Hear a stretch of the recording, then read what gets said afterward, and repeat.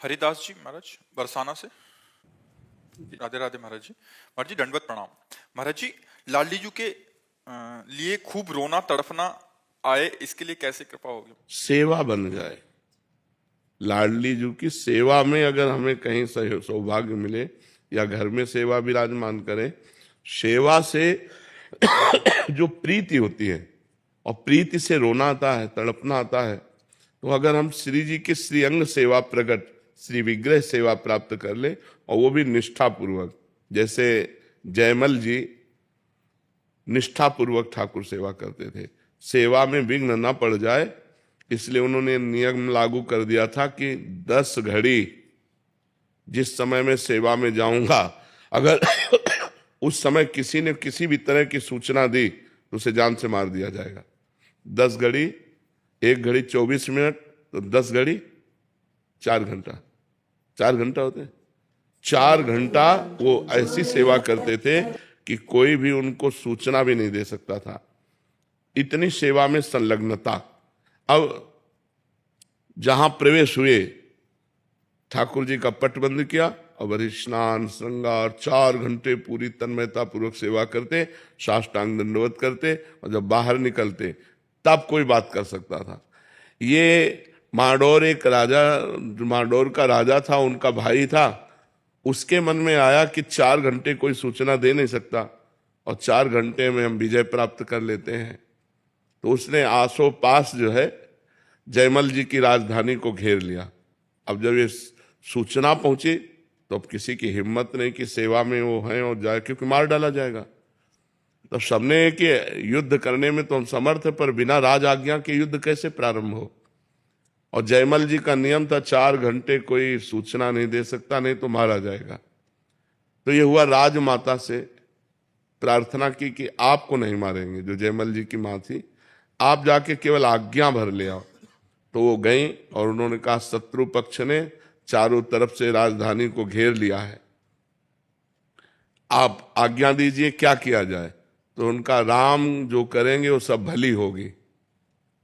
पीछे मुड़कर नहीं देखा, सेवा नहीं रोकी और कहा जो राम करेंगे वो भली ही होगी, भगवान जो करेंगे वो भली ही होगी, जाओ। वो वापस चली गई, तो आज्ञा तो हुई नहीं। तो भगवान ने जब देखा कि मेरे आश्रित इतना मेरी सेवा में संलग्नता, तो स्वयं भगवान राजपूत सिपाही का वेश धर करके जयमल जी के घोड़े पर चढ़े और जाकर के युद्ध किया, सबको मूर्छित कर दिया, घायल कर दिया, मारा एक को भी नहीं, सब मूर्छित हो गए, बाणों की वर्षा से सब। अब जयमल जी जब 4 घंटा अपनी सेवा करके निकले, तब उन्होंने कहा हमारा घोड़ा लाओ, मैं अभी शत्रु पक्ष को उत्तर देता हूं। तो घोड़ा हाँफ रहा था और पसीना से लथपथ था, तो उनका ऐसा लग रहा है ये तो बहुत युद्ध करके आ रहा है, ये घोड़ा हाँफ क्यों रहा है हमारा। किसी ने कहा इसका तो कोई पता नहीं, पसीना पसीना घोड़ा। तो दूसरा घोड़ा, राज घोड़े तो बहुत होते हैं, दूसरा घोड़ा मंगाया, और जब वहां गए तो सब मूर्छित पड़े।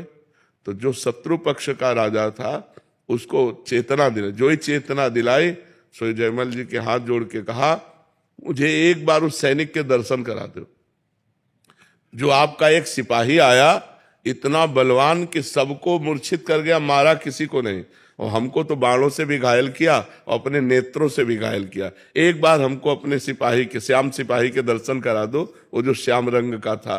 तो जयमल जी ने कहा श्याम रंग का सिपाही, तब उनकी समझ में आया वो तो मेरे भगवान थे जिनकी मैं सेवा में था। लौट के आए, घोड़े की परिक्रमा की, आरती उतारी कि भैया मेरे को तो आज तक दर्शन नहीं हुए, लेकिन तेरे को दर्शन भी हो गए और तेरे को स्पर्श भी प्राप्त हो गया। बार बार घोड़े का आलिंगन किया, घोड़े की आरती उतारी, घोड़े की दंडवत की। तो जब हम भगवान की सेवा में इस तरह तन्मय होते हैं कि हमें कुछ भी हो जाए हम सेवा से नहीं निकल सकते, तब हमें प्रीति हो जाती है और फिर भगवान बाहर ले लेते हैं। अभी मान लो अगर निष्ठा ना होती तो सूचना हो मिलते कि शत्रु पक्ष ने घेर लिया है, तो सेवा छोड़कर युद्ध के लिए, तो फिर यह घटना थोड़ी घटती। इतनी सेवा में तन्मयता हो कि किसी भी तरह से हम सेवा में विक्षेप न सहे, और लाडली जी से हम तो प्रीति हो जाएगी। फिर जिससे प्रीति हो जाती है उससे प्रगट में मिलने का मन होता है कि एक बार प्रगट में मिले, फिर तड़पना, रोना, सिसकना, यही उसको जीने का रास्ता मिलता है। जो भगवत प्रेमी होता है वो तड़पना, सिसकना, रोना। या तो हम सेवा पर विशेष ध्यान दें। हमारी श्री जी राई की सेवा को मेरु के समान समझती हैं, तो फूल सेवा, श्रृंगार सेवा, पोछा सेवा, सोहनी सेवा।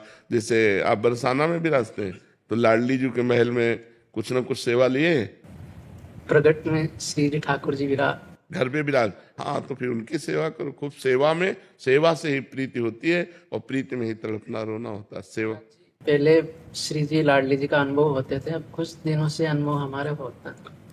तो देखो खान पान तो नहीं बिगड़ गया, कोई रसिकों का अपराध मानसिक तो नहीं बन गया, नहीं तो ये तो प्रतिक्षण वर्धमानम, प्रतिक्षण वर्धमान माने बढ़ना चाहिए। एक रुक क्यों गया, घट क्यों गया? तो दो ही कारण होते हैं, एकदम रुक जाना तो किसी रसिक के प्रति हे भाव भी हो गया तो रुक जाएगा। जैसे हरिराम व्यास जी के हृदय में एक बार कबीरदास जी के प्रति भाव आया कि तो निर्गुणिया संत हैं, निर्गुण निराकार भगवान की उपासना करते हैं, ये निकुंज प्रेम रस ऐसा। तो हरिराम व्यास जी के हृदय की लीला रुक गई जो प्रभु की चलती थी। तब हरिवंश महाप्रभु से कहा, तो हरिवंश महाप्रभु ने कहा भगवान के किसी लाड़िले का अपराध बन गया, तो उनका ऐसा तो हम क्यों वैष्णव अपराध करेंगे, तो उनका ध्यान कर, तो उनका कबीरदास जी के प्रति ऐसा कहा, बोले यही अपराध बन गया।